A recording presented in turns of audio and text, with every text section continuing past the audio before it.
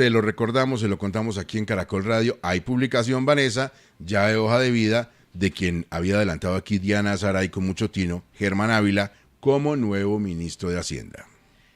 Es un noticiononón. Y ese nombre de Diana Saray, cuando lo puso sobre la mesa, la verdad que fue un revolcón muy grande, pues porque es que de todos los ministros de Hacienda que ha habido en Colombia, este es el que más a la izquierda está. Yo le contaba muy íntimamente que tiene en su casa un póster gigante del Che Guevara y de Fidel Castro entrando a Cuba cuando el triunfo de la Revolución Cubana. Entonces imagínese si le parece que la economía cubana o que algo de Cuba, hay que repetirlo, que no sea el son cubano, pues podemos estar en serias circunstancias. Mire, en el libro Una vida, muchas vidas del presidente Petro, él se refiere al nuevo ministro de Hacienda como un compañero de lucha política desde sus inicios, con el cual integró el primer comando del M-19 por allá en los años 70 desde Zipaquirá. Decidimos entonces con Germán Ávila, luego de leer la quinta conferencia, entrar al M-19. Es lo que señala Gustavo Petro en su libro. El nuevo ministro de Hacienda, como lo hemos venido contando acá, es economista de la Universidad Nacional, pasó también por economía de la Universidad de los Andes junto al presidente Petro, un hombre muy cercano. Es que Petro se está rodeando de sus alfiles más íntimos. Ha estado con él desde el comienzo, desde los años mozos, en Zipaquirá en el M-19, lo acompañó también, por supuesto, en sus intentos a la presidencia, en la alcaldía de Bogotá, estuvo también de la mano de Lucho Garzón, es el actual presidente del Grupo Bicentenario, que es un conglomerado financiero muy importante que reúne a 3 entidades dependientes del gobierno, como la Fiduprevisora, el Banco Nacional del Ahorro, el Banco Agrario, Bancoldex, Finagro y Findeter. Ahora, el tema de él es que ha sido más su experiencia en el sector de vivienda, donde ha recibido además muchas críticas por el manejo económico que le ha dado a las viviendas de interés social, que en el sector realmente económico. Entonces sí, es un remesón, es una noticia muy grande y sobre todo por el perfil poco técnico y muy ideológico que tiene un hombre que va a empezar a manejar las finanzas de Colombia, pues preocupa profundamente en el sector, Gustavo. Espinosa, ¿tendremos pronto novedades en el asunto pasaportes? Sí, Gustavo, porque hay muchas inquietudes sobre ese proceso de los pasaportes que en septiembre tiene que estar claro. La gran pregunta en el aire es si es de nuevo una posibilidad que el gobierno no tenga otra alternativa que hacerle una prórroga a la gente de Thomas Greg & Sons, que es la gente que maneja, yo creo que de buena manera, el asunto de los pasaportes desde hace muchos años, pero que el presidente Petro quería tal vez buscar otras opciones. La opción que hay sobre la mesa es la opción que dejó en su momento, en octubre, el canciller Luis Gilberto Murillo, con Portugal. Hemos tenido acceso, Gustavo, a la propuesta que hizo en su momento Portugal. Es una propuesta un poco rara porque son apenas 9 páginas en unas diapositivas. Había otras propuestas más extensas, la de Alemania.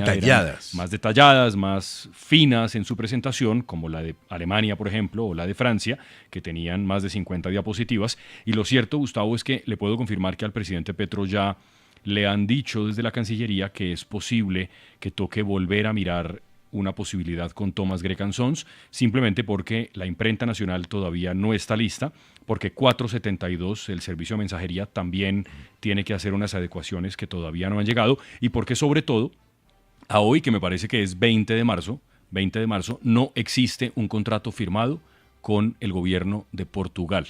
Hay simplemente una especie de memorial de entendimiento, una especie como de palabra dicha al aire, pero pues que no quiere decir nada más que una especie de saludo a la bandera. De manera, Gustavo, que sí, aquí este asunto de los pasaportes se está moviendo y al presidente Petro ya le dijeron que de pronto va a tocar seguir con Thomas Greg & Sons. Diapositivas, yo, no sabe cuántos años que no oí esa palabra. Es verdad, ¿no? Sí, casi dice Filmina. Oiga, un dato sobre Thomas Greg, es que a Thomas Greg le va a tocar hacer la consulta popular del presidente Gustavo Petro en caso de que llegue a las urnas, porque si usted saca ese objeto contractual rápido, como se necesitaría para eventualmente hacerla, hoy en día el único de los proponentes que hace elecciones en Colombia es Thomas Greg. Es que es el único que hace bien las dos cosas. Lleva, ¿cuánto? Décadas haciendo pasaportes y elecciones de manera tal que, bueno, ahí está claro el tema.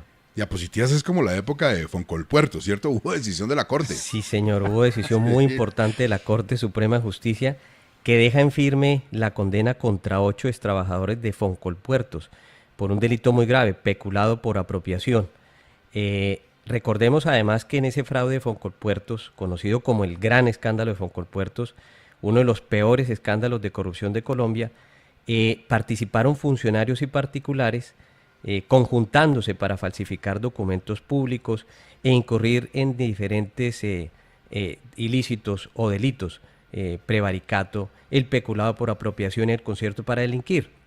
Y estos 8 extrabajadores pretendían que la Corte echara para atrás, revocara o reversara la decisión que ya la justicia había tomado, señalando específicamente que era una persecución por su afiliación sindical.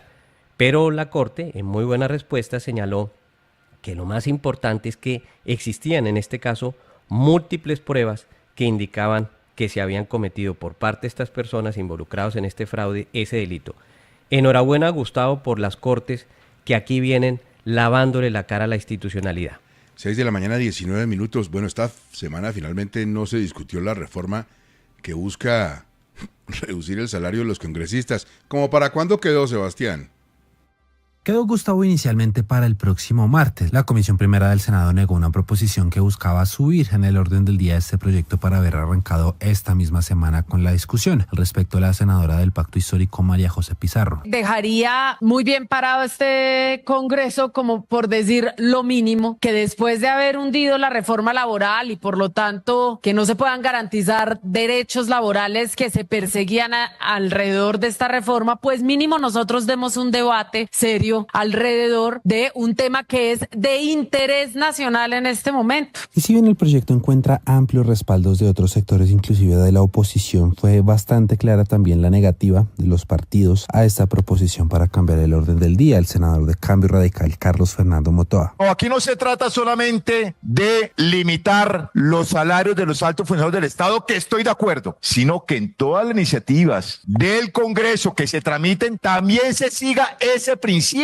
En ese mismo sentido se pronunció la senadora del Centro Democrático, Paloma Valencia. Pero yo veo el proyecto hoy y suena como una sanción. Vamos a sancionar al Congreso que no nos quiere votar las cosas, pero los funcionarios del gobierno que tengan salarios altos, los funcionarios del pacto, conservémoslos, que sí puedan ganar bastante plata. Será entonces el próximo martes 25 de marzo que la Comisión Primera del Senado dé inicio al primer debate de esta reforma constitucional, que en total requiere 8 discusiones para superar y así poder convertirse en una realidad. Sebastián, gracias. Bueno, Cristo, lo que sí tiene una posibilidad más concreta en cuanto a reforma constitucional es el transfugismo. Sí, Gustavo.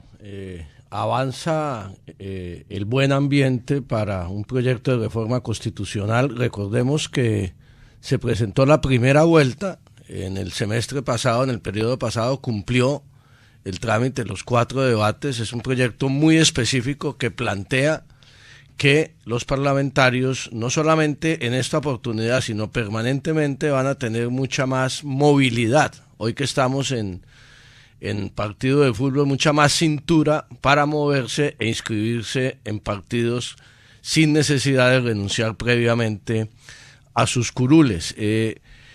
Cumplió 4 debates el periodo pasado, comienza la semana próxima en la Comisión Primera del Senado, la segunda vuelta. Tendrá que votarse 4 debates más, tiene plazo de aquí hasta el mes de junio y se comenzaría a aplicar esta reforma constitucional para las próximas elecciones. Hay mucho interés en distintas bancadas de todos los partidos para tener esa posibilidad de cambiar de partido antes de las elecciones del mes de marzo.